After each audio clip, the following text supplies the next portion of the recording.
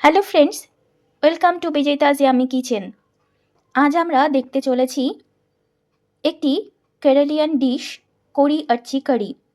চলুন দেখে নিই এই রেসিপিটি আমরা কি করে তৈরি করছি। তৈরি করতে আমাদের কি কি ইনগ্রিডিয়েন্টস লাগছে। একটা বাটিতে নিলাম টক দই, আদা রসুন বাটা, গোলমরিচ বাটা, শুকনো লঙ্কার গুঁড়ো। এখানে আমি 2 চামচের থেকে একটু কম নিয়েছি, ছোট চামচের। ভালো করে মশলাগুলো মিশিয়ে নিলাম। এবার চিকেনটা অ্যাড করে দেব। এখানে 650 চিকেন আছে, ভালো করে গরম জল আর নুন দিয়ে ধুয়ে রেখে দিয়েছি। ম্যারিনেট করে নিয়েছি, এটাতে নুন দিইনি, তার কারণ জল ছেড়ে যেতে পারে, সেই জন্যে। রান্নার সময় আমরা নুন অ্যাড করে দেব। চিকেন ম্যারিনেট করে রেখে দিলাম, এটা অন্তত 1 ঘন্টা রাখলে ভালো। আমাদের অন্তত আধা ঘন্টার মতো এটা রেখে দিতে হবে। এই রেসিপিটি বেশ চটজলদি তৈরি হয়ে যায়, শুধু ম্যারিনেশনের সময়টুকু দিলে চিকেন খুবই সুস্বাদু হয়। ম্যারিনেট করতে যে সমস্ত উপকরণ পড়ে শুধুমাত্র সেটুকুই, আদারওয়াইজ আর কোনো ঝামেলাই নেই। মশলাতে লাগছে পেঁয়াজ কাটা, এখানে আছে মৌরি বাটা, সামান্য পরিমাণ গোলমরিচও বাটা আছে, লাগছে কারি পাতা, এখানে আছে গরম মশলা বাটা। আলু আগে থেকেই সেদ্ধ করে তেলে নুন হলুদ দিয়ে ভেজে রেখে দিয়েছি।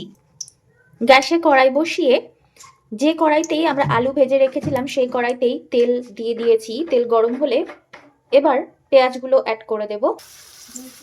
কেটে রাখা পেঁয়াজগুলো দিয়ে দিলাম, ভালো করে ভেজে নেব।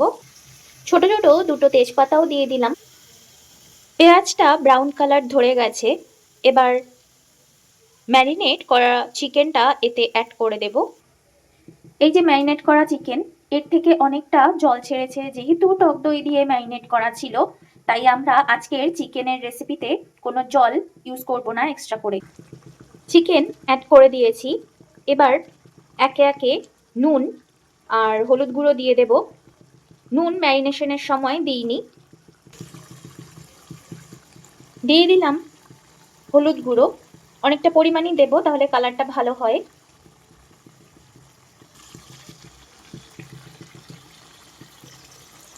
দিয়ে দেব স্বাদ অনুযায়ী নুন, এখন অল্প করে দিলাম, প্রয়োজন মনে হলে আরও পরে দেব। এবার ভেজে রাখা আলু অ্যাড করে দিলাম। এই সময়টাতে আলু দিলে আলুটা বেশ সুসেদ্ধ হবে। এবার দেব মৌরি বাটা, অ্যাড করে দিলাম। দিয়ে দেব চিনি, বেশ অনেকটা পরিমাণ, কারণ এটা একটু মিষ্টি মিষ্টি হয়। এবার ঢাকা দিয়ে রাখবো 5 মিনিটের জন্যে। যেহেতু এটাতে অনেকটা পরিমাণ টক দই দিয়ে আমরা ম্যারিনেট করেছি, তাই চিকেন সেদ্ধ হয়েও গেছে, আর পুরোপুরি হতে বেশিক্ষণ টাইম লাগবে না, সেই জন্য 5 মিনিটই যথেষ্ট। গেস্ট এলেও তাদেরকে এটা করে খাওয়াবেন, আশা করছি তারা ভালোই বলবে। এটা পোলাও অথবা পরোটার সাথে ভীষণই ভালো লাগে। চিকেন তো সবাই খেতে পারে, সবাই পছন্দও করে, বিশেষ করে বাচ্চারা।